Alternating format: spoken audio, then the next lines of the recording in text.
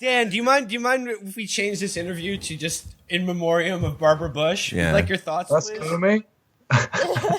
Do you remember when the Superdome thing happened and she was like, well, this is like better for them.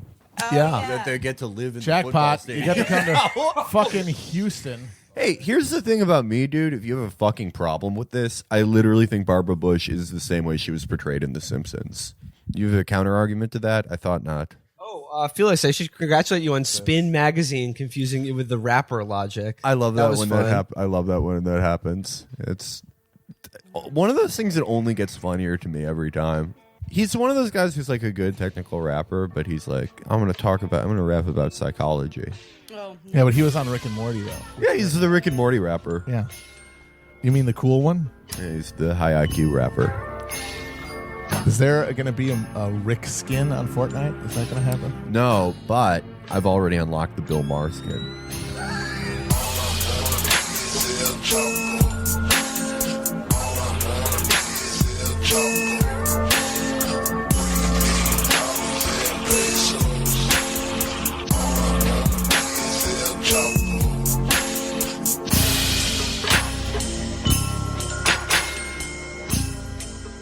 Hello, friends. It's your Chapo for the week. We've got a jam-packed show for you. We've got a double shot of interviews for you.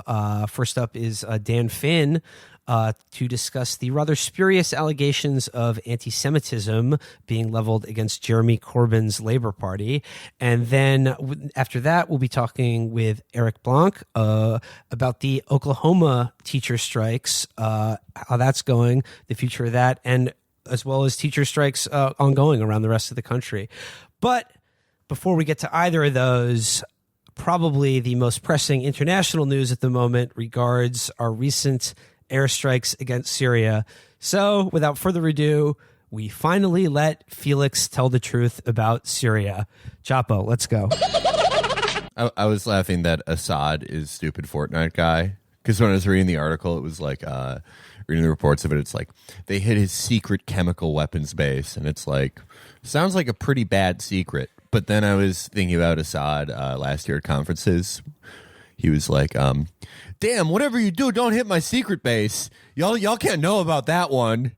And then when they hit it last week, he was like, damn, this is such a hassle. No, it reminds me that there actually is a way that we could have stopped this. I mean, some people have blamed us, literally, in part anyway, for allowing this to happen by not talking enough beforehand about how there shouldn't be attacks on Syria. Trump does listen to every episode. Well, he has tweet alerts for us. See, that's what I realized, though. I think, obviously, that's not true. Nobody in positions of influence listens to the show. But Fortnite, you, Felix, if you could get Barron on your Fortnite squad and then tell him the truth about Syria, he would then tell Donald, and that could literally save the earth from World War III. I'm not bumping. I'm not bumping anyone. I'm not You're bumping also Chet. implying that Donald Trump is an involved father. Yeah, like Donald Trump talks to his kid, and also, I'm sorry. I bet Barron's like okay, but I'm not bumping Chet. Chet was a Halo pro. Wait. Barron is okay? That is bullshit. You think he's like great at it? You think he's like a good panic He's builder? amazing. I guarantee you Barron is an amazing Fortnite player. I look in his eyes and I just see it. He's got that shirt that says the expert. He's talking about Fortnite. Yeah. Before we get Fortnite wasn't out when he. Before we get accused again of skirting the most important issue of the day to talk about Fortnite, the United States with Great Britain and France launched about 100, quote, precision missiles at Syria from cruisers in the Mediterranean on Friday night. We saw about 9 o'clock Trump address the nation and said, the gas-killing animal Assad has gone too far, and we're going to do strikes against his Air Force and chemical weapons facilities. It's sort of a replay of almost exactly a year ago when Trump first launched airstrikes on Syria. This is, I guess, a slightly bigger version of that. Yeah, we don't have casualty numbers yet. It's still murky. Like, there is a reason that you shouldn't immediately react to every input you get on this war, because everyone's like, oh, it's the most documented war in human history. And it's like, yeah, you can still be misinformed. You can still not get probably the whole because thing. of that. Yeah. Totally. But, Yeah, so we did hit, apparently we hit a very populated suburb, but I don't know what the casualty numbers on that. It probably will come out right as a Suburb of Damascus. Yeah, right outside, suburb. yeah. And there's debate over whether we actually directly hit a Hezbollah camp or not. And if we did, apparently it was totally evacuated. The point is, a lot of it seems like we hit a lot of empty buildings. And a lot of the response I've gotten that I've seen from this has been, oh, well, this is what you stand up against, hitting the empty buildings. And it's like, well, yeah, no, these strikes are like kind of stupid sideshows in a way. But we did a lot of similar strikes like this on Iraq in the 1990s. And the reason that they're bad is because it sets this precedent, like, that all the strikes before that did as well. Like all the times under Obama we hit them. Or when we dropped that fucking bomb on the mosque in Aleppo. I mean, that wasn't against the Syrian government. It was against the news, but we still killed a shitload of civilians. Or when we hit Mosul like we did last year and just fucking iced hundreds of civilians. The reason all these are bad and the reason that you see people freaking out about these in particular, and you can make a lot of, oh, well, this is hypocritical. I personally don't think the anti-war movement in the U.S. is so strong that I want to fucking armchair quarterback it right now. But it's because it just becomes a normalized, we love that word now, normalized, running thing of like, yeah, every year, 6 months, we're going to hit this part in Syria. And then when the time comes that we actually do a ground invasion, because policy changes, but we didn't used to have such a strong oversight and role in the Saudi intervention in Yemen under Bush, and then we did.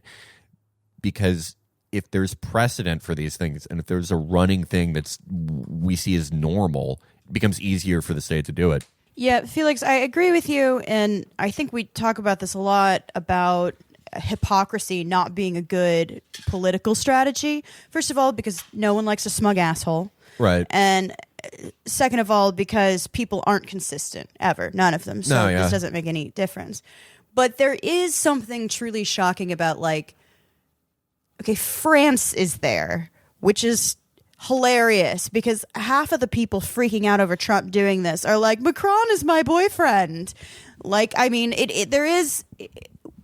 there must be a way we can point out the fact that there needs to be some kind of consistent attitude towards war without being, well, you didn't care about X, because those people are also completely politically useless and are not going to bring anyone over to this. I mean, we really are starting from scratch right now trying to produce an anti-war movement. I literally have no idea how to do it.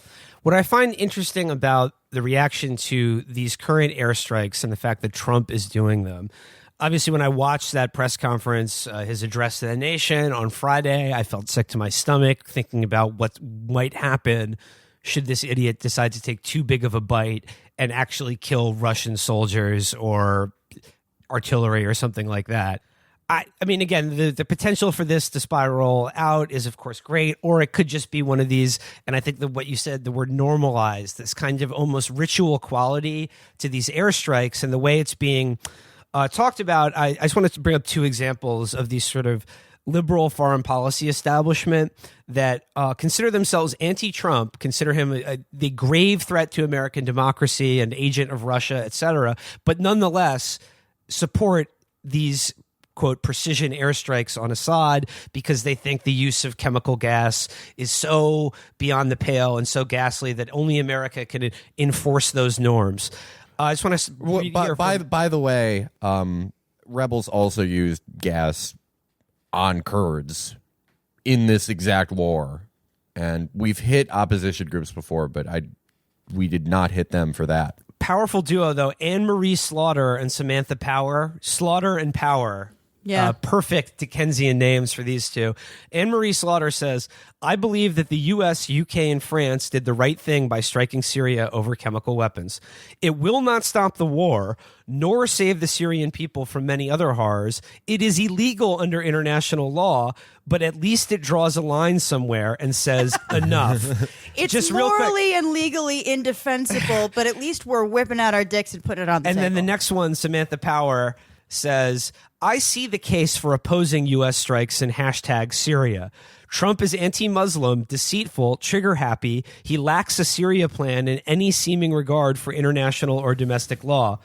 But please share views on what the U.S. should do to deter chemical weapons massacres. Nothing. He may be stupid as fuck, fat, lazy, racist, and cheat on me, but he's still my man. Keep your eyes off him. I mean, we could get rid of our chemical weapons as a show of good faith. That's one idea. There's a starting point. We could not sell them to other countries not give in it the first place. to other people, not help other countries that do use them. That'd be nice. My favorite thing I saw was this Slaughter of Power. The one that was like, I'm surprised that Iran would back up Assad. That was Power. Yeah, after he used chemical weapons, after it was used on them in the Iran-Iraq war. And it's like, first of all, I wonder who has the bill of sale for those weapons back then. She checked, but also, like, what a fucking dumb argument. It's like, oh yeah, it's pretty surprising the United States government's used bombs after so many of their Marines died in Beirut in the 1980s. Wow, you really got them there. Yeah. What I think is so interesting about Power and Slaughter here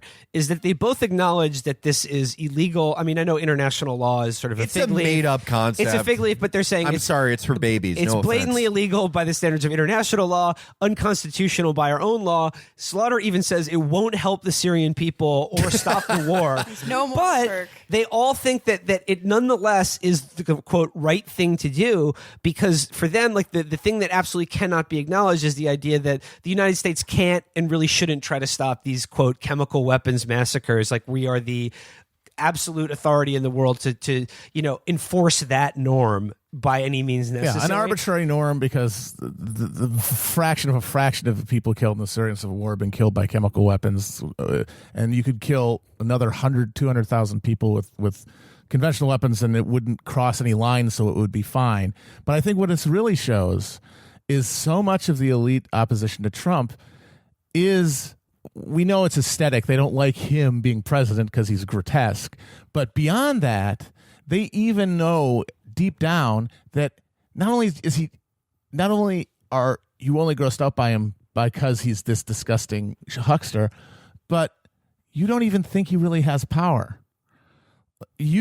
This guy that you know is corrupt and ego-driven and maniacal and possibly senile. At least deeply stupid.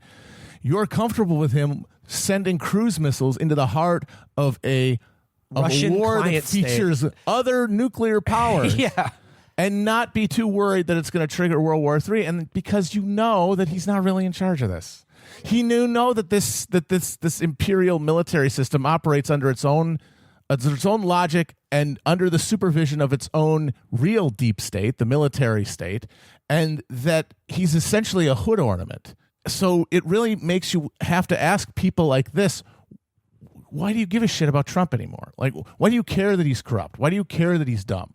If you know that he's just the asshole in the front of the White House moving around the steering wheel without it actually piloting anything, then why do you fucking care? I have a theory about this. I think it is to maintain the exact same foreign policy line, etc., and to maintain the status quo, but to say, yeah, but because they know it's not going to be popular. I mean, this is not going to produce the sort of daily life that most Americans are extremely excited to wake up and face. But with Trump there, they can be in charge, yet also greet people's complaints about the way the government is operating with, well, it's because it's this guy. Mm-hmm. Let us put together like a sensible Republican, maybe just like a moderate. They could easily find a Democrat who would have the exact same policies easily. Well, we know for a fact that Hillary Clinton presidency would have involved strikes on Syria by now, at least as many as we've seen. Maybe I think more. we'd be in Venezuela if.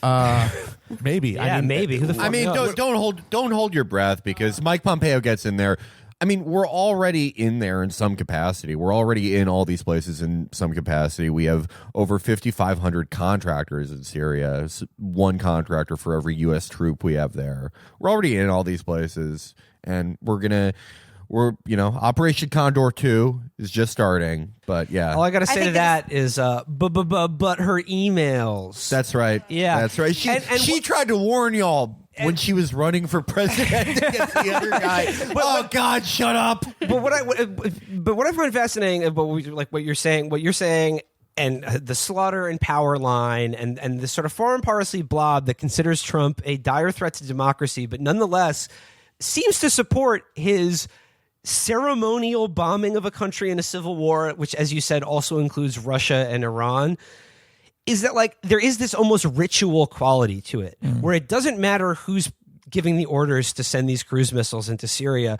What we're really doing, it doesn't really even matter who the actors are. What they're really doing is enacting a kind of ritual by which America once again gets to say that we are the elites that decide what is good and bad in the world. And just by shooting those missiles, like we are telling not just the rest of the world, but what we're really doing is telling ourselves that we're still good and that our foreign policy elites more even are than still good, in charge. This whole thing is a ribbon cutting ceremony. Yeah. I mean, that's a very unfortunate event.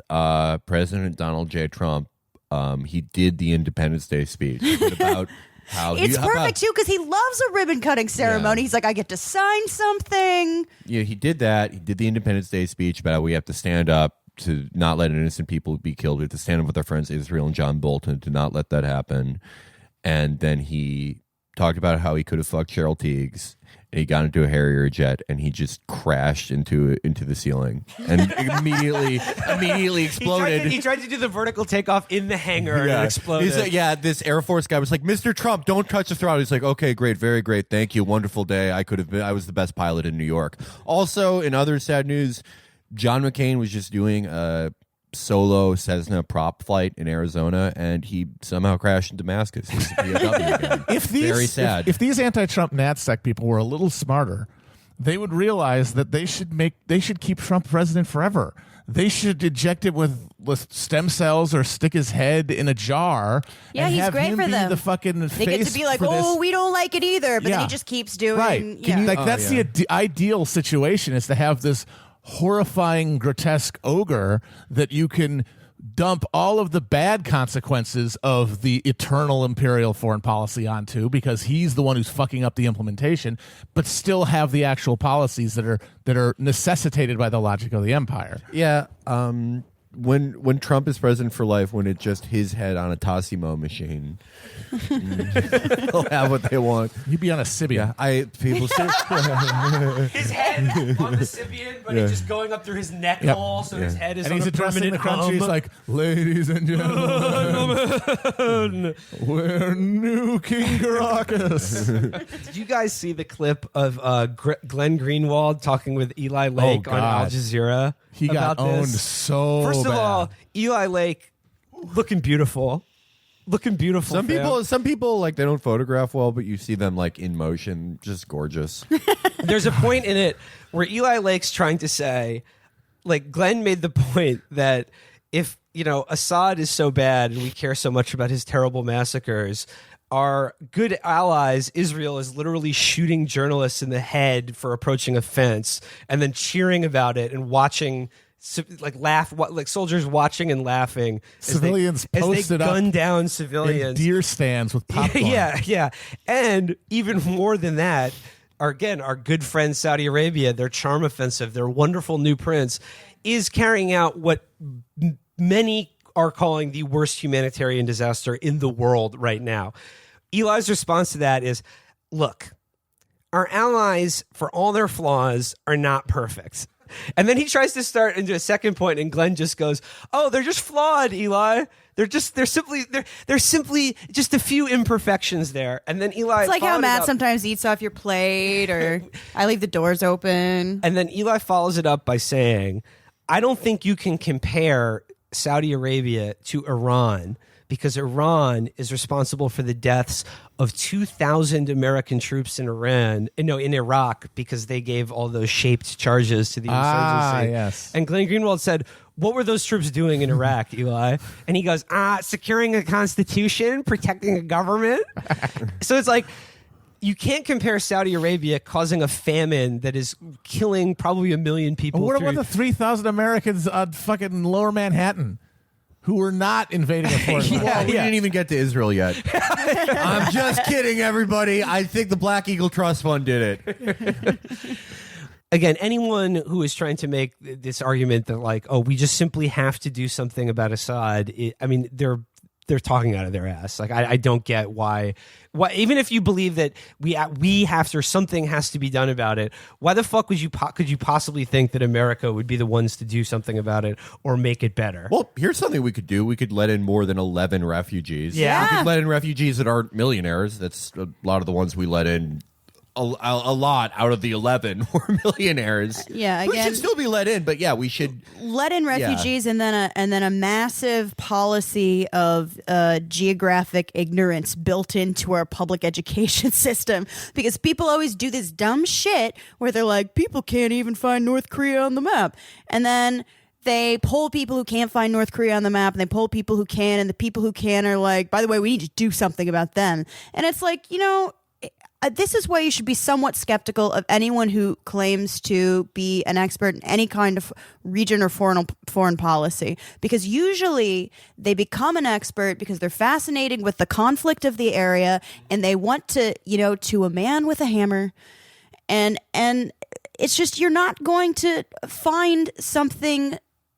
You're less likely to find a sensible foreign policy position from someone who has spent 20 years studying a region. It's literally true. They're also getting paid by one of the forces in the region with the vested interest in proposing their side of it. I mean, that too, but I mean, it's the same thing with university, like with media, like anyone who gets really fixated on foreign policy, like there is a good, I'd say a 4 out of 5 kind of chance that they end up arriving at the conclusion that, well, that means we need to go there. Again, it's just when it comes to this, foreign policy apparatus, they don't seem to care who's in charge as long as they perform these ritual acts of America being tough and exhibiting leadership on the world stage. And they don't seem to care that it's carried out by a unitary executive that's now largely completely untethered from Congress or the Constitution or even any democratic accountability.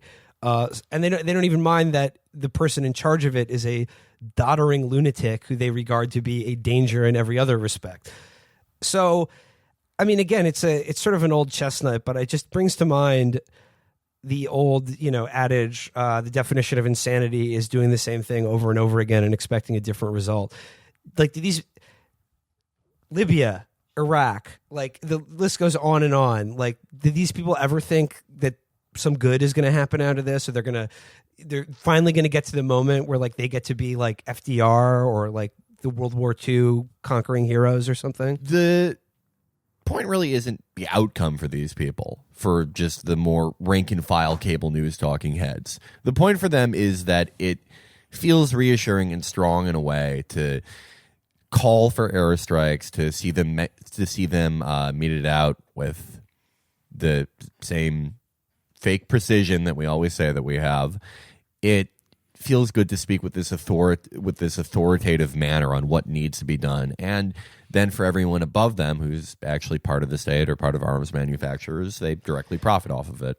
Just to return to the Samantha Power thing, which I think is very indicative, she says, please share views on what the U.S. should do to deter chemical weapons massacres. Like, the onus is on us to be like, well, I don't know what we can do to deter them. I don't know that we should. We're just really good at making things better. That's our biggest talent as a nation. Yeah, the sane answer is I don't know what we can do to stop that. Stop fucking throwing fucking kindling onto the fires of this goddamn conflict. But again, why isn't the question the first part of her statement, which is, I see the case for opposing U.S. strikes, and then lists all the reasons it's insane? So why isn't the question to her, Samantha, why don't you come up with an answer about what good you think this is going to do? Yeah, why should we? It's not going to deter these fucking... it'll deter... Oh, it blew up the chlorine factory. I guess he'll just go back to killing people by the thousands with regular bombs and guns. And this is like the classic Samantha Power thing where she writes an entire book on a problem from hell, U.S. policy and genocide, and doesn't even devote a single chapter to any of the genocides actually carried out or abetted by the United States. She doesn't mention Indonesia. in her book at all. Yeah, no, that's the thing we see now. It's like, why aren't the same people who are against these airstrikes? Why aren't they talking about Russian airstrikes in Syria, or why aren't they talking about Assad's? Maybe because everyone the measure that you want to oppose those with is a ground invasion or a no-fly zone. Maybe that's why, and maybe because we're talking about our country and what our country aids and abets. But this idea that you have to condemn every single thing, I'm against all bad things. Okay, great, thanks. But by the way, people who also pulled out this is whataboutism on everything else do this. What do you think the effect would be if there was a protest with like 1,000 people in America against Russian presence in Syria? What do you think the effect would be? Would it be nothing? Would it be less than nothing? Speaking of what one can and can't affect in terms of, the countries that we live in and whatnot, I would say, even if you don't think it matters, if there is a protest against U.S. intervention in Syria anywhere where you live or that you can attend, I would say do that. I think it's important for yourself to be seen and heard about this, even if it's not nothing, but it is something. And just, again, the only sane position on this is 100% opposition to any U.S. intervention. And also, if you go to a march, and I'm not saying you have to go to a march or whatever, but if you go to a march, there is literally zero chance that it will kill anyone. So you're already being more of a harm reductionist in terms of foreign policy there. Well, the good news for everybody who was a little worried, all these power slaughter people who were a little worried right before the bombs started falling, that Trump was serious about we're leaving Syria immediately. We're getting the ground troops that are in northern Syria out ASAP. Emmanuel Macron has just said that he has convinced Trump to stay in Syria long term with the troops that we have there in northern Syria. So that's good news for everybody. I mean, you can take that with a grain of salt because Emmanuel Macron is a self-glorifying maniac, and Trump doesn't literally have, a continuity of thought between two consecutive seconds in his life. But that's what he's saying now. Really, really sad news. I'm getting just after your bulletin. Emmanuel Macron has given himself entire body cancer by stepping into a nuclear reactor to become Dr. Manhattan and win the Syrian civil war. He rules. Yeah, he's like, I am king of Jupiter. Yeah. Let's make the Vatican in charge of France again. Honestly, when I thought he was like a boring neoliberal guy, I was like, oh, I fucking hate this. This guy's just French Trudeau. And then he actually gets elected, and he's like, I'm actually immortal. I'm like, this guy rules. No, he does rule because that's the thing behind the veil of that neoliberal pose of rationality and thoughtfulness and clear-headedness is that, when the world refuses to conform to your dictates, you basically go insane and you turn into Emmanuel Macron. That's what all of these people are, though. They're all, and this is we're veering into a different nerd territory here, but this is the Galadriel thing where they're like, okay, it's very dangerous amount of power, but I personally should be able to wield it. And that's the lib mindset. But I do actually want to talk about this tweet I sent both of you, where Charlie Kirk, who is just a sentient turd, responded to Ted Lieu, who's the tweeting congressman. Yeah. he loves to post. Couldn't you imagine? I wish we had a better tweeting congressman. My God. I know. If it was Prospector. Exactly. Vote drill. But Ted Lieu said that the use of force by real Donald Trump against Syria is unconstitutional. This is not self-defense and nothing covers it. The use of chemical weapons is horrific, but our Constitution is not blah, blah, blah, blah, blah. And Charlie Kirk responded to it, "You are a moron. War Powers Act of 1973 clearly allows the president 60 days to use military force until having to go in front of Congress. Every president has used this authority constitutionally the last 40 years, including Obama, where you stayed selectively silent." Now, again, I don't want to be like, well, where were you then? But also, this does point out a real problem with trying to rely on proceduralism. And we need to start making moral arguments against war, because the procedural arguments against war don't work because the entire rule book is set up to foster war. Yeah, no, the entire international law argument, the entire you didn't ask Congress permission, it just... Yeah, it's just like, well, spinning your didn't- wheels. Yeah, you didn't have a cover page on your report, so you get an F on your midterm. Like, no, first of all, it doesn't work like that. Second of all, you can do everything by the book and wreak absolute havoc all over the world. It reminds me of those videos libertarians make where it's like, now, if you ever get pulled over by a cop, if you say, Yes, are you exactly. being detained? Exactly. They have this delusional idea, and this is the problem with like these nice libs and these nice Dems who are just now discovering that like, hey, maybe war is kind of horrific, is that they think that like, look, if I play by all the rules, I'm going to get you, and you're not going to be able to. I'll just follow the rules harder than anyone else, and it's like you can't goody your way out of this, you little shit. I think an interesting point about the rules, at least as it pertains to the U.S. executive branch and war making, is like the broader structural point here is that the presidency has way too much power in these matters, and it would be better if we had an executive branch that it basically withered away and was a ceremonial position. Or a country that withered away, honestly. But the point is, like, the presidency is basically the office of imperial manager. It's basically understood that foreign policy is too important to be kept in the realm of domestic politics, which is, that's just something that people vote on. Our real power, like what's really important is foreign policy and our military and how we govern the world. And it's basically everything we do isn't popular, even among the right and left. But what we need is a presidency. It doesn't matter what party they are in or who voted for them or what, that'll toe the line as imperial manager and carry out this foreign policy that is, as I've mentioned, completely untethered from our threadbare constitution or any kind of democratic input from the people. And I mean, burn the Constitution whatsoever, but there has been multiple kind of polls on this, and the NGO class and the media class in terms of foreign policy are more right-wing on average than the average bumblefuck American in the middle of nowhere. There's this idea is that there are these like crude, uneducated meatheads that are always wanting to go to war. That's absolutely not true. Americans every day are being subjected to war propaganda constantly, and yet they're still less right-wing in terms of war than like fucking Samantha Power. Yeah. In fact, because of that, there's been a slight right-wing blowback against Trump. From Alex Jones got very crying. Even real men cry sometimes. Even real men show some emotion. The Assadist alt-right people are very unhappy about all of this. But I just wanted to share one message from a diehard Trump supporter, Bill Mitchell.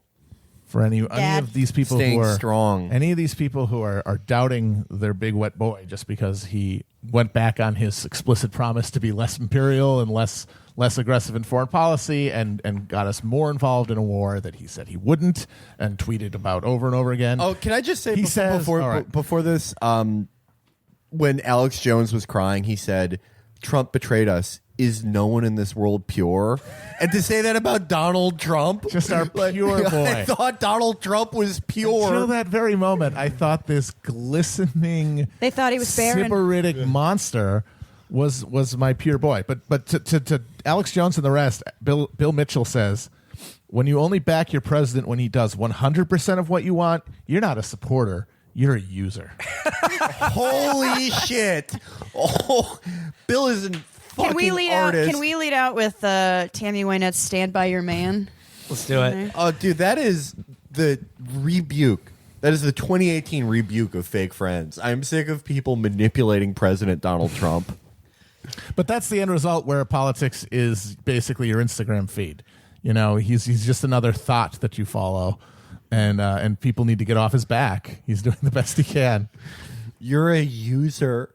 That's amazing. This is what happens when your politics are formed by like highly hostile interpersonal Facebook memes. You want a politician to do things that you want? That dude, homie. What? That's not a friend. So we'll see how this all turns out. We'll be paying attention to it. Again, in case you needed someone like me to tell you it, the only sane position here is 100% opposition to military intervention in Syria. Existing and escalating and continuing. Yeah, and anyone who tries to make the argument seem like it's really more complicated than that is selling you a bill of shit. Today we are here with Dan Finn, who is deputy editor of the New Left Review, and he recently has something in Jacobin called Corbyn Under Fire.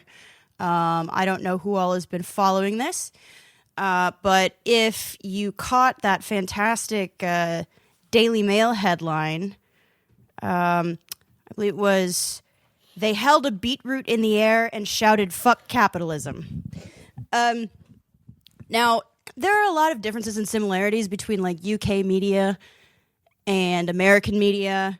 Size is a huge one, but they're both very insular. They're both very sort of like close to power, that kind of thing. But I have to know, does the Daily Mail not have one Jew in their room to tell them that it is a horseradish for the Seder plate and not a beetroot? Yes, Felix, they totally did that. What? Yeah. You know, the typical Seder, you drip your beetroot and mayo. You hide the pita, the famous unleavened bread. We're talking, of course, about Jeremy Corbyn was invited to a Seder with a left group that is very sort of tongue-in-cheek named Judas, spelled Jew and then Das. And the sort of, both the right wing and the sort of right of Labour has been running with it and been terrified about this, or at least feigning terror over so-called anti-Semitism in the Labour Party. Dan, can you tell us about this? Why is Jeremy Corbyn leading pogroms? Well, I mean, the Judas story was one of the most farcical elements of the whole thing. Some of the people who were giving out about it obviously knew so much about the subject that they spelled, instead of cedar, it was Seaber with and of course the outrage about beetroots and all that sort of thing.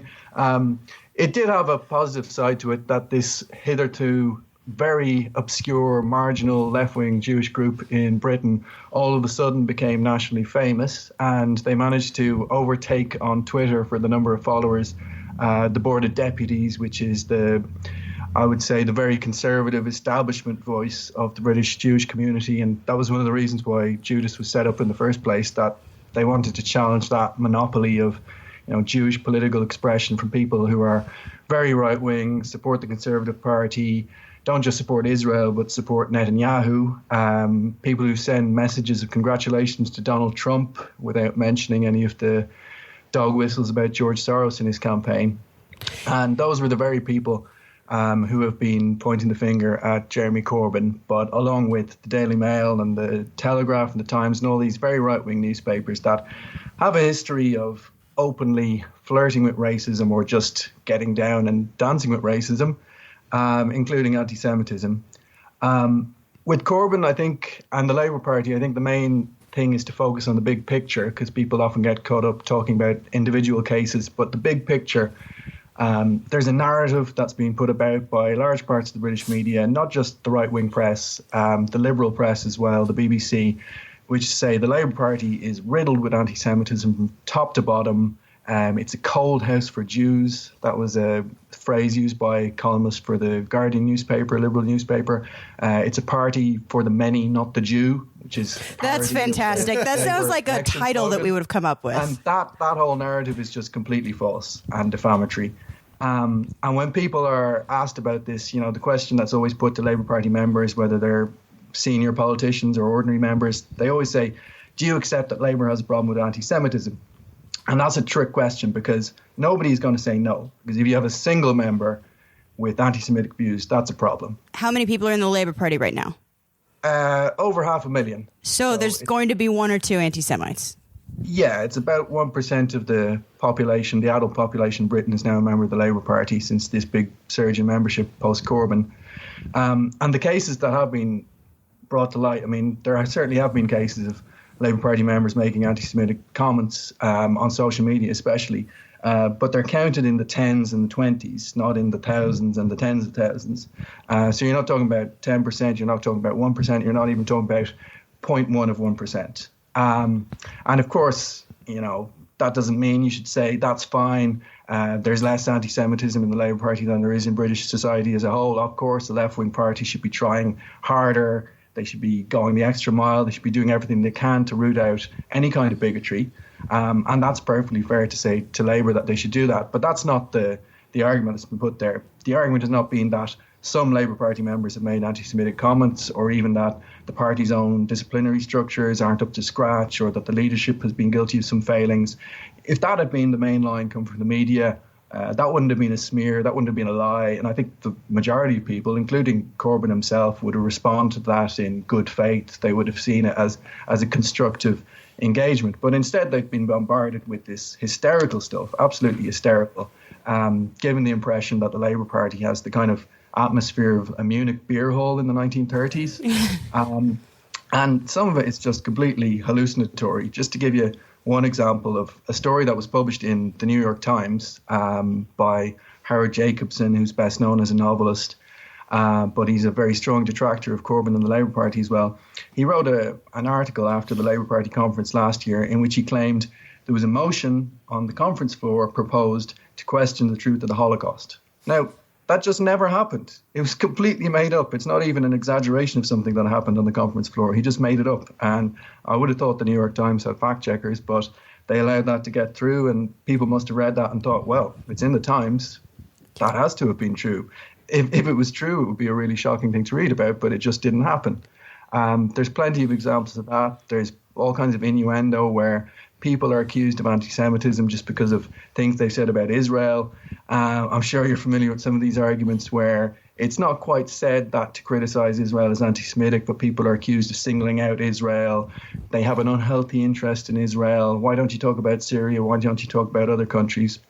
In fact, the people who protest against Israel and the Labour Party also protest against countries like Turkey, Saudi Arabia, involved in major human rights violations and aggressive wars and oppressing people like the Kurds and waging war in Yemen. They're the very same people who are critical of Netanyahu's government, but they're still accused of being, obsessively focused on Israel. And there's only one real explanation for why they should be so obsessively focused on Israel. Yeah. One thing I forgot to mention, too, about that story, he was invited to speak. And Judas is like, I had never heard of them before. And I have been sort of reading pretty heavily about the, accusations of anti-Semitism against the Labour Party for a while now.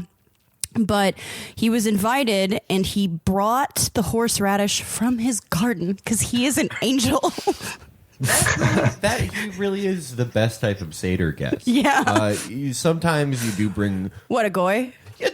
Well, sometimes you bring goys to a Seder, and it's nice because it interrupts the traditional sniping at each other about some redoing some tax assessment or whatever. Right. Yeah, and Corbyn is the idealized goy that you bring to your Seder. He is. He's the platonic goy. He's the absolute goy. Just as the thing, one of the things about it was that it wasn't even meant to be a political intervention by Corbyn.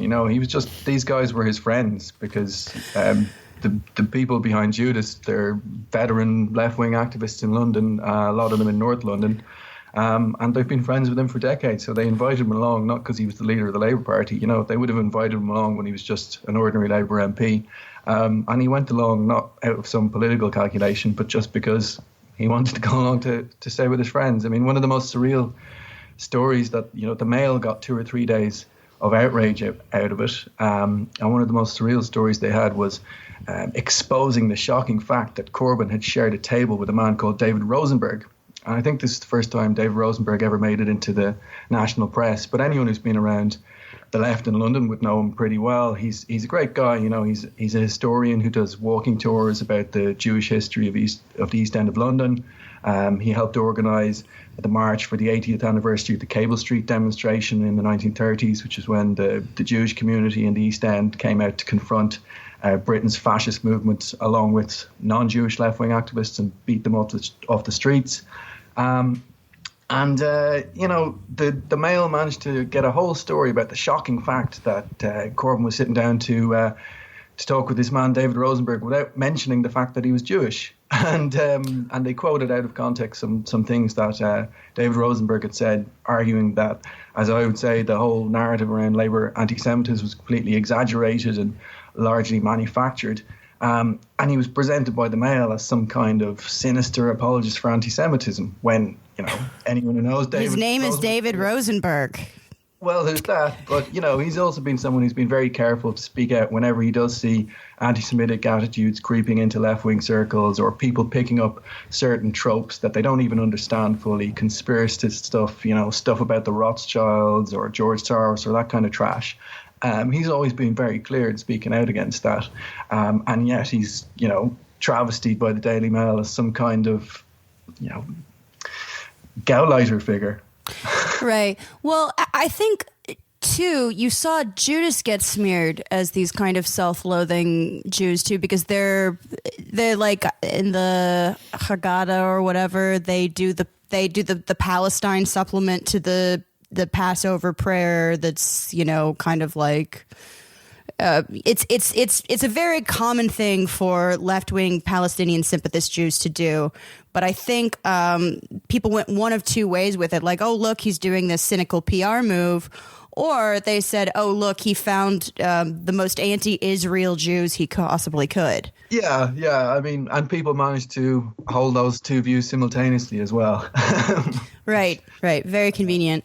But I guess one of the things, it's kind of hard to trace the origins of this story. And you saw, I mean, it's a common tactic for sort of liberals, and we see it a lot as sort of this weaponization of identity politics to take down left-wing figures. We saw during the campaign attempts to sort of smear the momentum in the Corbyn campaign as sexist or whatever, and it didn't really take hold. But this actually has sort of a lot more juice behind it. I mean, there's a lot more ink being spilled over this bugaboo of anti-Semitism in the Labour Party. Where did that come from, and why is it still going? I think some of it involves tactics that have been imported from the US, because I'm sure you know about the way that Palestine solidarity activists in a lot of American university campuses are targeted by pro-Israel activists. Rather than just engaging with them politically and trying to refute their arguments, they accuse them of threatening Jewish students, of having been made anti-Semitic remarks and that sort of thing. And then the university investigates these complaints. They're found to be groundless, but in the meantime, people have had to expend a lot of energy defending themselves against these false allegations, and they've had a pretty traumatic experience. And very often they've had their names spread throughout the internet with these accusations. That was actually the beginning of the controversy about the Labour Party. Also involved a Labour Party society in Oxford University, where they were accused of making all kinds of ugly anti-Semitic remarks. You could tell right from the start that there was something iffy about it, because the guy who made these allegations, the main thing he seemed to be concerned about was that Labour had endorsed the Israel Apartheid Week, and taking part in some of the events and some of the protests. Subsequently, it was investigated and found to be, both by the university and by Labour Party's disciplinary bodies, it was found to be without any basis. But in the meantime, the thing had been allowed to snowball. I think one of the things that does give it legs is the fact that you have organisations, like I mentioned earlier, the Board of Deputies of British Jews, and various other organisations like that, which claim to be representative of the entire Jewish community in Britain. And they do represent a certain section of Jewish opinion in Britain, but definitely not the whole community. For example, Jonathan Arkush, the guy who's the president of the Board of Deputies, as I mentioned earlier, he rushed out a statement of congratulations to Donald Trump after he won the presidency of the US. When Theresa May lost her election, lost her parliamentary majority in the election last year, he rushed out a statement bemoaning this. He welcomed it when she formed an alliance with the Democratic Unionist Party, a far-right party from Northern Ireland. He supports everything that Netanyahu's government does to the hilt. So he represents a very, very right-wing political agenda. It's not just about Israel. Of course, he's very pro-Israel and pro-Netanyahu, but it's a wider agenda as well. And of course, it's going to be completely unsympathetic to a left-wing leadership of the Labour Party. So there's a kind of feedback loop there where particular people who claim to be representative of the Jewish community in Britain but aren't necessarily so, they make these allegations, and then it's signal boosted by the Tory press, because obviously they want to throw as much mud as they can at the Labour Party, and it goes back and forth like that. And that's been the main source of the controversy. That's why people haven't stepped back and said, hang on, what is the actual connection between the facts of the matter here and the narrative that we've been pushing? Because if you ever did that, you'd say 90% of the hype and the hysteria around this is just groundless. What you have is a problem which is real to the extent that you still have some people in the Labour Party with and on the wider left with anti-Semitic views, and you have to do something about that. But this idea of a party where it's systemic, where it comes from the leadership down, the whole party is rotten with anti-Semitic prejudice from top to bottom, it's just not true, and the facts don't bear it out. And anyone who's tried to do any kind of serious empirical investigation has had to say the facts don't bear that out. I wonder if there's any anti-Semitism in the Northern Irish Unionist Party. I think maybe... Actually, they love Israel because they're big fans of settler colonialism and apartheid. Yeah, they have like a Marvel Infinity War mural of every settler colonial state. No, they do. Yeah, they do. In the North, they love... Yeah, you'll go to the club and they'll have the Union Jack, the Israeli flag, and then the apartheid-era South African and Rhodesian flags up there. Well, I mean... It's lit, fam. I think it's pretty clear that, you can be as personally anti-Semitic as possible, provided that you support Israel. Yes, I can. Oh, wait, the second part. Oh. No, but Dan, I wanted to ask you, like... It seems pretty obvious what's going on, like what you said with like the Telegraph or the Mail or the right-wing press in Britain, which will do, we'll pick any stone or club at hand to hit Jeremy Corbyn with, and anti-Semitism is, the easiest one they have now. But what do you think is going on with like the traditionally like liberal press in Britain, like The Guardian and members of the Labour Party who are also unhappy with Corbyn? And are also sort of flirting with this idea that, hey, we need to get serious about this, or we need to talk about this, or make an issue out of it. Yeah, I mean, you've got people like, for example, in the Labour Party, there's a significant group of Labour MPs who are signed up to the Friends of Israel group. But that's just part of a wider political agenda that they're signed up to in terms of foreign policy. The very same MPs are very, very keen on Saudi Arabia. They used to be very keen on Alvaro Uribe in Colombia. They pal around with Erdogan. There's one particular Labour MP who's been extremely vocal on the subject of anti-Semitism and was outraged by Corbyn attending this Judas event. He went to Turkey on a junket paid for by a relative of Erdogan, and since then has come back parroting the line of the Turkish government on everything to do with Kurdish rights, clampdown on dissent, and so on. He's known as the only AKP MP in Britain. And he's also extremely vociferous in support of Saudi Arabia. I mean, that's one of the reasons why people are so hostile to Corbyn, because it's not just about his opinions of Israel. His position on Israel and the Palestinians on paper, it's not especially radical. He's in favour of a two-state solution, as European governments are also meant to be. The trouble with Corbyn is that people think he actually means it, and he doesn't present the conflict as being between two equal sides. He talks about the oppression of the Palestinians. He talks about bringing real pressure to bear on the Israeli government. He was also very critical of May selling weapons to Saudi Arabia as well. Yeah, I mean, this is one of the issues that he's had trouble with some of his MPs over. That about a year and a half ago, they brought forward a motion. The Labour Party brought forward a motion to have an investigation into the Saudi war in Yemen, and in the meantime, arms sales would be frozen. And this is something that Britain is up to their necks in. It's not just a question of selling the weapons that are being used in Yemen. They've got British military personnel in the Saudi control room helping them to call in airstrikes. That level of cooperation. And about 50 Labour MPs refused to support that motion. And some of them were a bit slinky and shameful about it. They just didn't show up for the vote. They pretended that they were sick, that sort of thing. But some of them were extremely proud. They got up in Parliament and voted against this motion and explained that they fully supported the war in Yemen. Completely brushed aside all of the evidence about the humanitarian disaster that it was causing and all the civilians that were being killed. So these guys, they're in the tradition of Tony Blair, which if you followed Tony Blair's career since he stepped down as Prime Minister, he's set himself up as a sort of PR man for hire for the war criminals of the world. He goes around from Kazakhstan, Azerbaijan, Paul Kagame in Rwanda, first Mubarak and now Sisi in Egypt, and the Saudi royals above all. The last week or so, he's been ardently calling for war in Syria to overthrow Assad, and some people have unkindly suggested that it's like a protection racket because Assad hasn't paid for his services. He wants to send a message out to any dictator who doesn't pay for Tony Blair. This is what's going to happen to you. But that's the tradition that these people were reared in. They don't even question it, I suppose. The alliance with Saudi Arabia and Britain is one of those unquestionable totems of the foreign policy establishment, and they really hate Corbyn because he just asked the question, why? Why are we aligned with these guys? Why is it okay to be aligned with these guys but not with Iran, for example?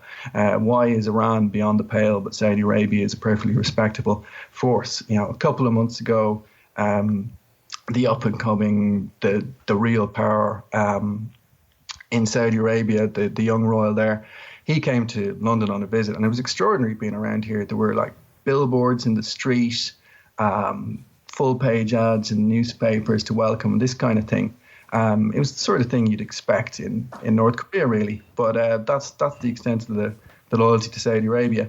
And then with the Guardian newspaper has been bitterly hostile to Corbyn from the very start, to a ludicrous extent, to a point where they've really alienated a large part of their readership. I'm not even talking about people who'd be hardcore left-wingers, but just people who were in some way sympathetic to what the Labour Party has stood for under Corbyn. And some of them, along with some of the Labour MPs, they were quietened down for a bit by the election result last year because it went much better than anyone expected. It went much better than they had hoped. They were hoping for Labour to do very badly, and this would set the stage to oust Corbyn. When he got 40% of the vote, they were completely startled, and that put them back for a while. But it's these issues around Israel, Saudi Arabia that they started to find their voice on, rather. The first example, actually, the first time they popped their heads above the parapet after the election was over Venezuela last summer, where all of a sudden a group of Labour MPs who'd never asked a question about Venezuela or said anything to do with anything in Latin America in their whole careers set up an all-party group, parliamentary group on Venezuela to demand that Corbyn denounce Maduro and support Venezuelan opposition and all this kind of stuff. That's the kind of attitude they have. Their first loyalty in politics is to NATO, it's to Washington, and all the stuff that goes with that. Whether it's Netanyahu, whether it's Erdogan, whether it's the Saudi royals, the war in Yemen, they're signed up to that whole agenda, and everything else comes behind it.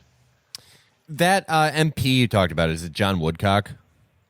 That's right, yeah. Yeah, Woodcock, he was actually in a video by Bosphorus Global, which is a weird Turkish think tank that has some like weird links to ISIS oil. And they were like bragging like, look who just stood up for us. Shout out to our homie John Woodcock. But going back a little bit to Corbyn's stance on Israel and Palestine and a lot of these other things, I feel like the sort of center-right NatSec press in either our country or the UK, they'll go harder against a guy like that who will just take a sort of what is generally, if you actually look at it on paper, like a very moderate stance. Like, this is an occupation in Gaza, we shouldn't support this, but not like, let's nuke Tel Aviv. Right. They'll go harder on that because they're more afraid of... We're middle of the road here. We just want to give Palestinians a nuke. Just like one nuke. Right. But they need a deterrent, okay? But they go harder on that, I feel, in the same reason that they sort of went hard on the Iran deal. And I think it scares them to see the window in their world of respectable politics, pushed just a little bit more than anything else existing in the world. They know there are more extreme positions out there, and there are people more in line with those positions. But it is more terrifying to them. Someone like, you remember the stuff about Keith Ellison? Oh, yeah. Keith Ellison has a even more like to the right stance on a lot of this stuff than Corbyn, because in America we don't even really have that much of an anti-war movement. We basically haven't had one since Obama. But he just says the word Palestine, and it's just fucking nuclear freak out because these institutions rely on there not even being a presence of a reasonable, moderate counterweight. Yeah. Go back a little bit. What got Phil Donahue fired from MSNBC? The way that he opposed the Iraq War. They're more interested in even just this sort of like New Deal liberal type war opposition. They're more terrified of that than anything. Yeah. Even if you actually look at it on paper, it's like, this is really, half the people are probably calling this guy a cuck because he's saying don't nuke Tel Aviv. But that's still too much. The position, the presence of that position as acceptable is seen as an existential threat to them. Just like, having not completely embargoing Iran is seen as legitimizing them. Like it wasn't already a country, because anything that threatens their general order is the most terrifying thing in the world. They rely on setting the narrative every time. Yeah, I mean, I think one of the things that media pundits especially don't like about Corbyn is that they know full well he does speak for a pretty big section of British public opinion. And the classic example of that was during the general election campaign last year. There was a terrorist attack in Manchester, really horrible attack where a suicide bomber blew himself up at a pop concert, killed a load of kids. Really horrendous. And Jeremy Corbyn, his first public reaction to that was to make a speech in which he said, of course, nothing could ever justify this and the responsibility lies with the terrorists. But we have to look at whether the war on terror has made things worse or made things better. And the overwhelming evidence is it's made things worse. It's aggravated instability. It's created conditions for groups like Al-Qaeda and ISIS to grow and spread. And the whole experience of the war on terror since 9/11 has been a failure. And when this was being flagged up the previous night, I remember all the wise political commentators saying, this is suicide. This guy is going to blow their whole election campaign. They're going to drop 10 points in the polls. People like strong leaders. They like someone who are tough on security. This is not the time to be making these kind of comments. And then the next day, he made this speech. He was very good at it. He was very cogent, articulate, very moderate. And a poll was done that day, and the majority of people agreed with him. Even conservative voters agreed with him because it's so blindingly obvious. Yeah, I remember that. I remember being like, "Oh shit, this is going to blow the election for him," because people are, people act rashly when they're scared, and like lo and behold, it just didn't happen. Everyone somehow kept a cool head. It was really heartening, actually. Well, people freaked out because no one had ever really in our modern age had really ever did what Corbyn did there. And it was one of the most amazing things I have seen in electoral politics in my lifetime. Yeah, and people, they really surprised me. It was like really encouraging. I had a little, humankind are not monsters. Yeah, I have to say, I remember the night before when it had been flagged up that he was making a speech. I went to bed with this kind of giddy sense of anticipation, thinking, oh, he's actually going for this, Even if it goes horribly wrong, at least they didn't chicken out. And then the next day when you were watching the coverage all day and finally you saw this opinion poll, it was like watching a football match and cheering, But that's the kind of thought that's not meant to be spoken in public because they know it makes sense. So you have to just declare it verboten. You can't even say these things in public. I think it appealed to people because there's obviously been a learning curve over the last 15, 16 years. This is not the day after 9/11. People can remember what has happened before when there were terrorist attacks in Britain or in the US or in France and what the reaction was and the military reaction going off, bombing a country, invading a country, whether it made people safe or not. And they can see the results. So, people have been watching for the last 15 or 16 years, even though it seems pretty clear, certainly reading all the commentary from the prospect of bombing Syria the last week, the people who are paid to write about politics and about foreign policy in the British media haven't learned a thing. There's a whole generation of pundits who should have been cleared out and pensioned off after they got things so wrong about Iraq, and they were allowed to carry on in their positions, and they've learned absolutely nothing. But the great British public aren't quite as blind as them, and this kind of awareness, understanding, it's not just restricted to people on the left. I would say there's a pretty wide range of people in the centre and even on the right who don't agree with Corbyn about taxation or public ownership or questions like that, and think he's a bit of a loony lefty. But when he says these things, they just nod their head and say, well, that's just common sense, isn't it? Dan, just to wrap things up here, from an outsider's perspective, of course, what you've described is Jeremy Corbyn is being knocked as an anti-Semite for attending a Passover Seder with Jewish people.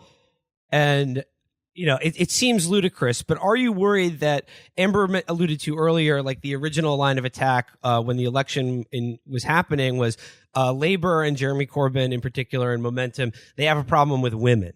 And that didn't really stick.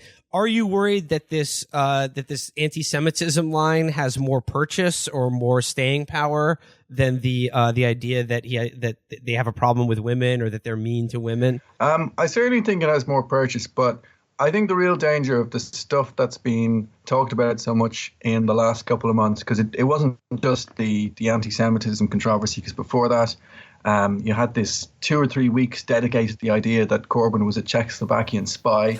That ruled. That didn't stick at all because people were like, cool. It should have died a death in 24 hours. I mean, the guy who was making this claim also claimed that he had organized the Live Aid conference. Wait, Geldof is accusing him of this? Well, I like the idea of Geldof being an Eastern Bloc spy. But that was allowed to run for a couple of weeks, and then there was a story where a former Russian agent was poisoned in Britain, and Corbyn was accused of being unpatriotic, not because he said this definitely wasn't the Russian government, just because he said, let's not rush to judgment here, let's look at the evidence, let's look before we leap, that sort of thing. So this has been ongoing since I would say the start of February.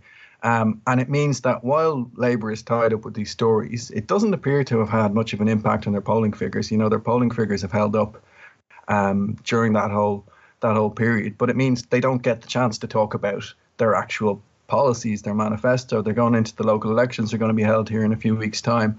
And Labour has all kinds of, ideas for how to change the economy. They're not especially radical. It's not like they have some sort of revolutionary anti-capitalist program, but they've got a good, robust social democratic program. And whenever people are asked about the policies that they put forward, they're very popular and they resonate with people, and they stand out against the Conservative Party, which is increasingly discredited on every aspect of their economic record and is left defending policies that are deeply unpopular. But the longer they spend having to beat back these allegations, and even if the controversy itself doesn't stick in the long run, that's time wasted. And I think a large point of these manufactured controversies is to tie them up in that and prevent them from looking outward and prevent them from using their energies to actually win over new people. Dan Finn, thank you so much for joining us. And thanks. And congratulations on being, I think, the second Irish person we have allowed to be on the show. Wait, he's Irish? Yeah. We did not discuss this beforehand. Get rid of this. Cut him off. Sorry, you're never coming back. We are here with Eric Blanc. He has been covering all of the teacher strikes for Jacobin. You should go back and read everything he's written so far. We talked a little bit about West Virginia when we interviewed a teacher a few episodes ago. Now things are going off in Oklahoma. Eric, can you tell us about what's going on? Yeah, so Oklahoma has been on strike basically for the last 2 weeks. Very similar issues to West Virginia for those who followed West Virginia. Catastrophic conditions in the schools due to years of austerity by both Republicans and Democrats. And teachers and staff reached a breaking point. In response to West Virginia, Oklahoma teachers in particular rose up maybe a little early, very excited about trying to win some semblance of public education, which has been really decimated. And for the last 2 weeks have organized a really massive, unprecedented strike. What happens now remains to be seen. But I think the big story is that despite the lack of organization, despite the lack of labor traditions, you've still seen that in a red state, quote unquote, working class folks are really sick of what's going on. And so it's very similar to West Virginia in that sense. So West Virginia, I think, coordinated 3 different unions. Who are the sort of players in Oklahoma right now?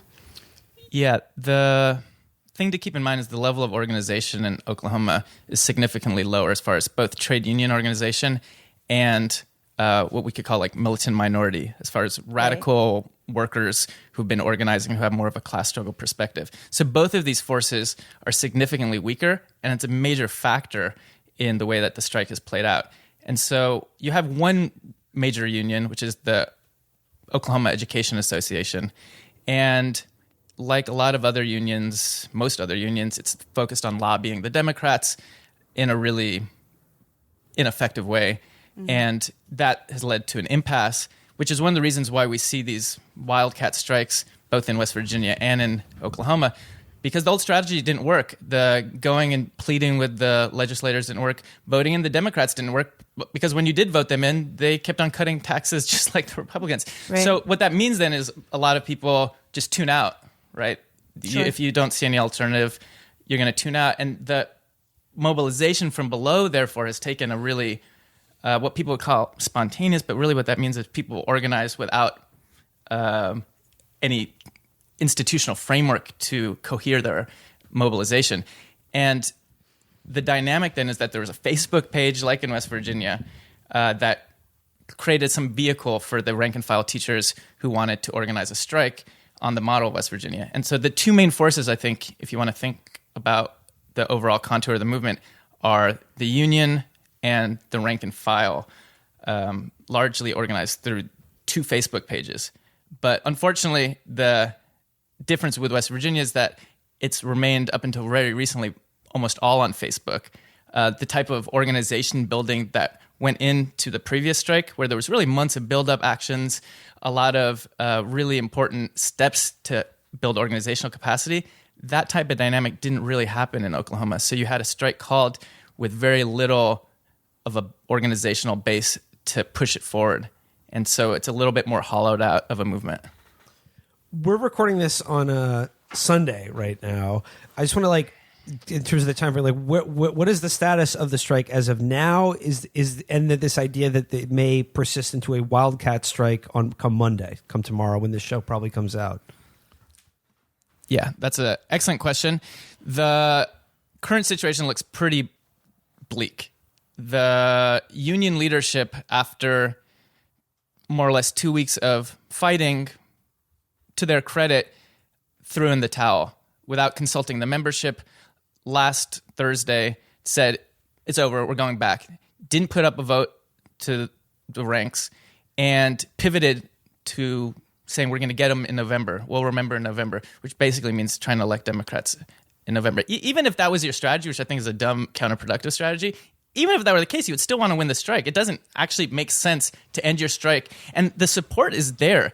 This is the remarkable and really sort of tragic dynamic of the strike, is that 72% of the population supports the strikers winning all of their demands. And so the current situation is that there's widespread anger because teachers didn't want to go back. They were fighting for funding. This is the crucial thing, is that they had won a pay increase before the strike even began. They won a $6,000 pay increase, which is not chump change. It shows that organizing for a strike can win way more than they'd won ever before.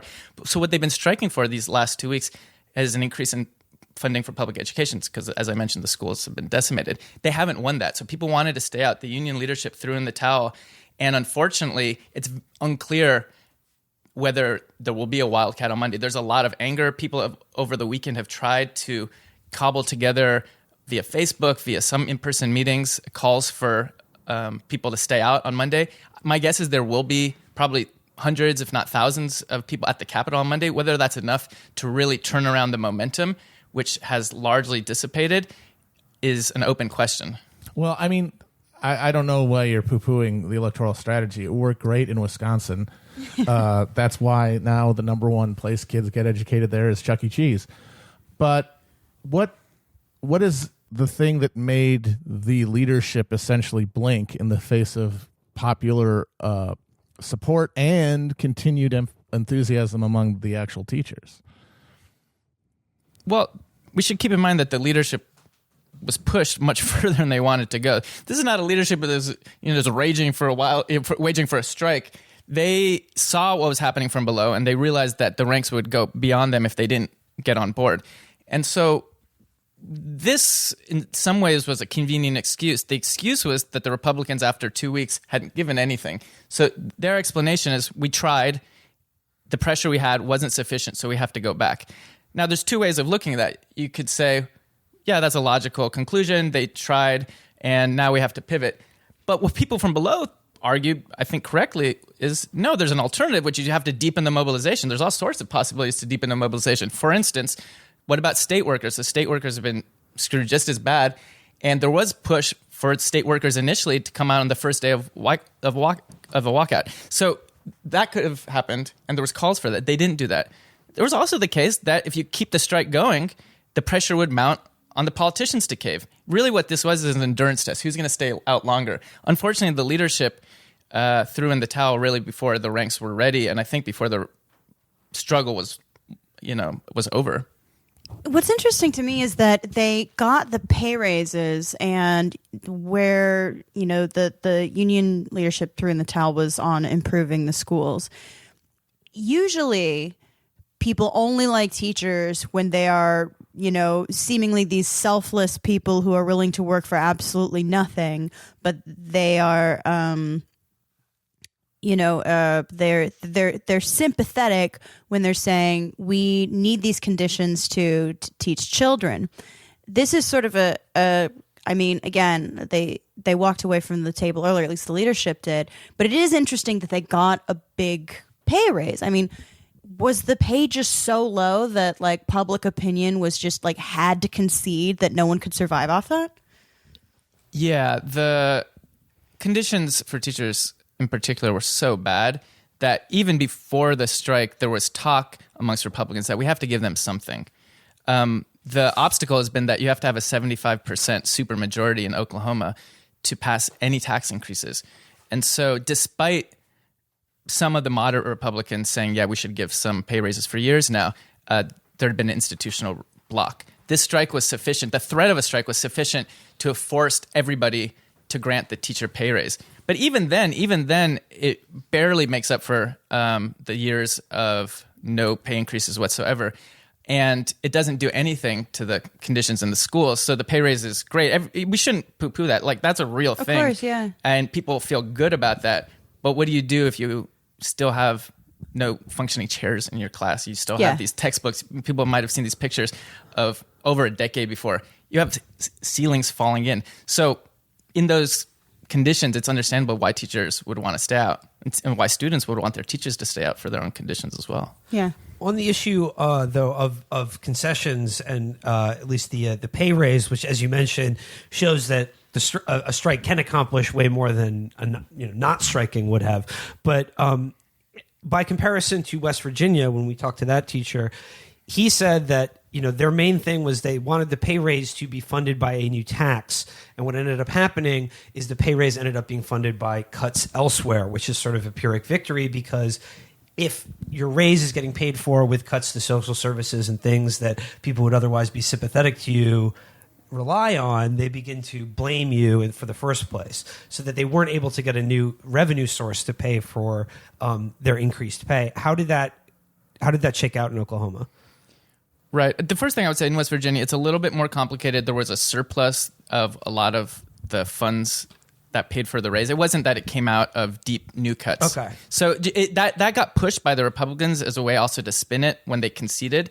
And the actual amount of cuts was relatively minor. So that's important, which isn't to say that the issue you raised is secondary. It's actually crucial, because clearly there has to be increased revenue, both in West Virginia and in Oklahoma, if the teachers winning anything is not going to come on the backs of other poor people. So that issue is very central, still in West Virginia. In Oklahoma, the dynamic is as follows. The cuts to basically the tax breaks, upwards of, the estimation is that it's $1.5 billion a year are lost from the tax breaks that have been passed just in the last 10 years. That it's a huge, astronomical amount of money. That plus the really low level of taxation that goes on oil and natural gas. These are the conditions in which there's a quote-unquote funding crisis. People aren't dumb. People see that. If you looked at the signs that people from below, less so the union leadership, but the signs that people had, it said money for schools, not for oil companies, right? And people know that the funds are there.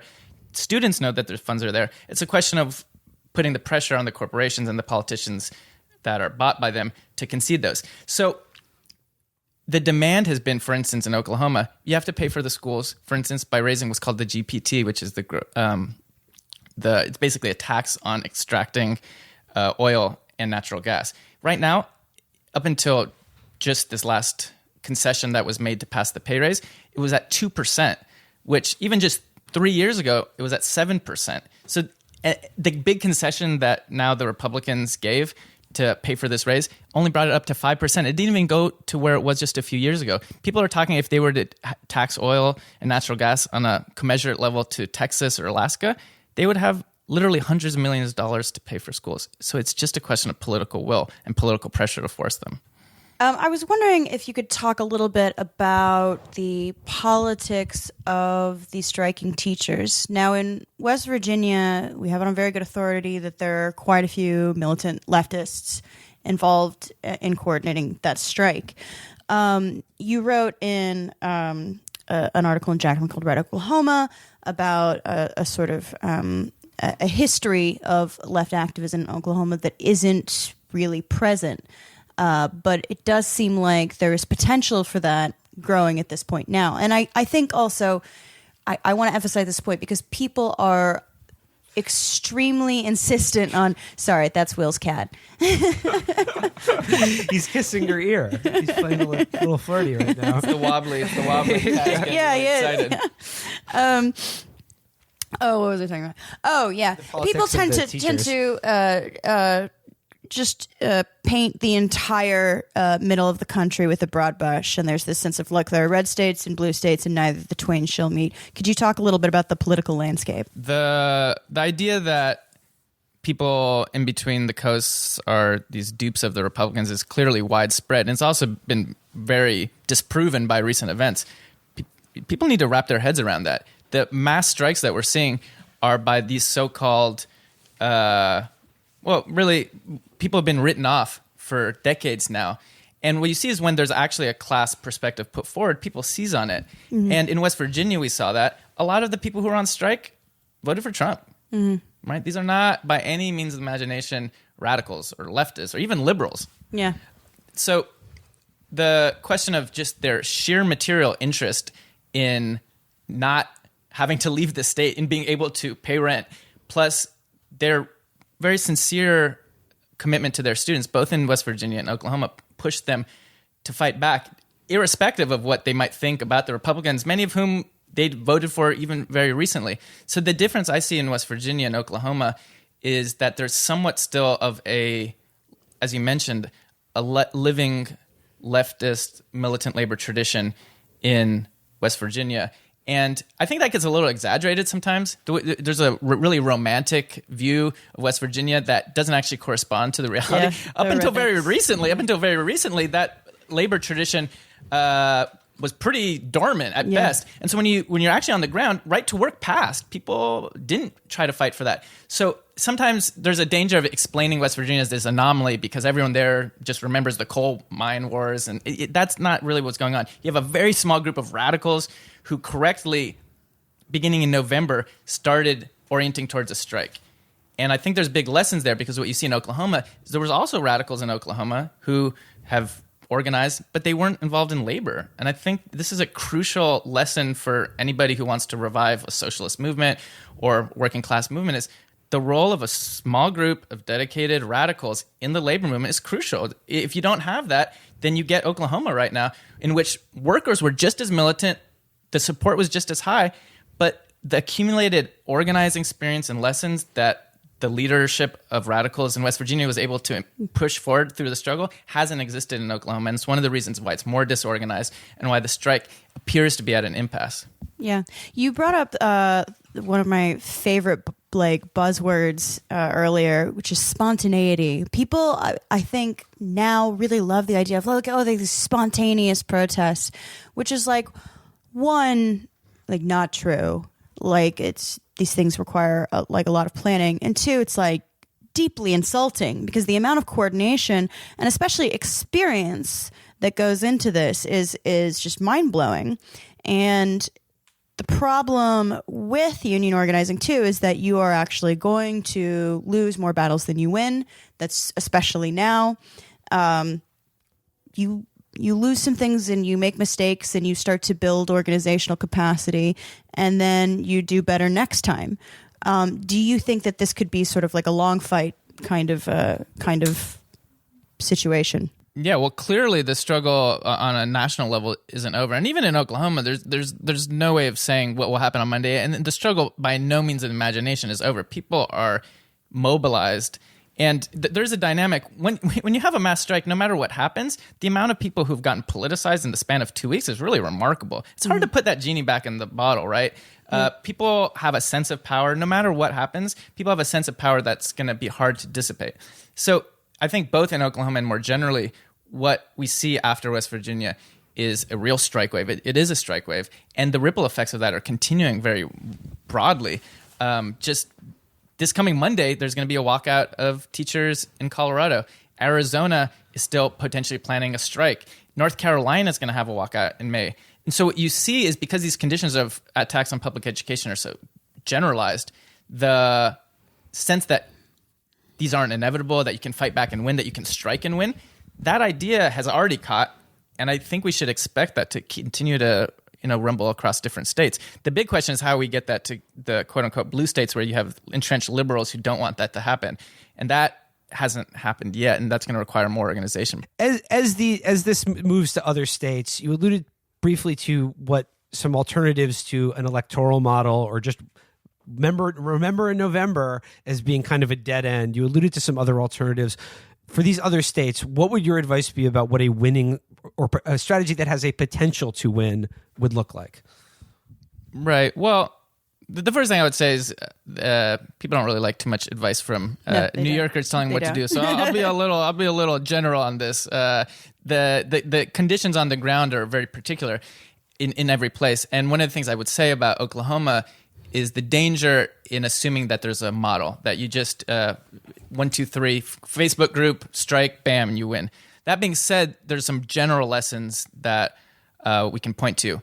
One is, clearly strikes work, right? This is maybe controversial in the labor movement. It shouldn't be, but the idea that the way you're going to win is by withholding your labor has not been an idea, to say the least, that widely accepted. That the norm in the labor movement generally has been lobbying the Democrats, work within the legal confines that exist, and it's been a dead end. So the first thing is, strikes work, even threats of strikes work, and that also requires breaking the law. The law right now makes it almost impossible to have a successful work stoppage, particularly when it's not just in one job. So I think if you're talking about the necessity for strikes, the need to break labor law, the need for solidarity, one of the big reasons that West Virginia succeeded and why Oklahoma had such widespread support is that the teachers clearly weren't just fighting for themselves. They were fighting for staff workers, all of the people in the education system, and they were fighting for, more broadly in West Virginia, healthcare for all, right? Which is obviously an issue for most working class people, and they were fighting for students. So the working class movement historically has been for the class as a whole and not just for the individual workers involved. And so bringing back that level of militancy, that level of solidarity, those are generalizable lessons. How you do that at a specific moment and place is probably best left up to organizers and not us here. But I think that there's a lot of inspiration at the very least. Going to disagree with you and say they should definitely listen to people from New York City and Brooklyn in particular about everything. On this and couch, probably this show. Actually, only this show. Who may or may not be wearing their slippers, their grandpa slippers inside right now. Well, I'm inside. That's what slippers are for. Not everything, but definitely labor strategy and salsa. That we make the best salsa, and y'all should make salsa like we do. I didn't realize I was supposed to wear slippers. I remember, I think it was Nevada Mujumdar who said in a labor talk, she said people are really concerned about breaking the law, but when you actually broach the topic and you're like, I think she said, they're like, we can't break the law, but she's like, it's not God's law. You can break the law. Just break the law. It's fine. She's like, there are repercussions. Cool. She's like, there might be repercussions, and you should measure out, do a cost benefit analysis. But this is fundamentally, a moral fight that you're doing, and sometimes that involves breaking the law. One of the really remarkable things in West Virginia was the amount of people who had signs explicitly tying their struggle and breaking the law to the civil rights movement. So you have a lot of lily white teachers who, many of whom probably voted for Trump and who you could easily dismiss as backwards racist reactionaries, which I don't think is generally the case, holding up signs saying Rosa Parks was right to break the law. We should do the same thing. So there's a level of continuity with the civil rights movement that I didn't expect, and which again undercuts this idea of deep red state conservatism that people are such entrenched racists and dupes of the Republicans that they're incapable of understanding solidarity with other people or even their own interests. I sort of wanted to ask if there was any kind of across-state coordination. It seems like people are in contact, but I can't tell how formal it is. Obviously, like West Virginia has been building this kind of, for lack of a better word, parallel union structure that is more active and militant to the left of the union leadership for a very long time. And Oklahoma has not, but it does seem like they're sharing notes. Would you say you've seen any of that or spoken to anyone who says as much? Oh, definitely. Well, the first thing to say is just because the strike was so recent, everyone followed it very closely. So the level of knowledge of what happened there, at least amongst the core activists, was relatively widespread. And there's been, because of Facebook, one of the good things about Facebook is it's allowed for people to have these back and forths relatively easily. So yeah, there has been active discussions. West Virginian leaders, really to their credit, see this as a national movement and feel a responsibility to reach out to strikers elsewhere. There's been a real outpouring of solidarity, hundreds, maybe thousands at this point, of solidarity photos, including by West Virginian teachers. It's really kind of inspiring, where you have teachers taking their time off to just say, we're with you, Oklahoma. And they really do see that. They really feel like they started something. And the amount of discussion has grown a lot in the last week. I think also one of the things that we're seeing more now is that with the Oklahoma strike potentially having reached an impasse or it's unclear what's happening, there's more of a interest in learning what actually happened in West Virginia. Maybe it was more difficult. So even just this last weekend, there's very intense discussions amongst West Virginian strike leaders, the militants, with people in Oklahoma on how to organize a wildcat or what did they actually do. It wasn't just Facebook. So I think that sometimes maybe it made it look too easy. West Virginia just, as you said, it was just spontaneous. People rose up and then you win. People love that idea. It's never true. Every time you strike, you win. It's like clearly that's not the case. And it's also clearly not the case that it's easy to organize these strikes. They just systematically made right tactical move after right tactical move in West Virginia for months. And that type of organizing, that type of political strategy is hard for others to replicate without learning from them. So luckily they are reaching out, and I think we should expect more of that.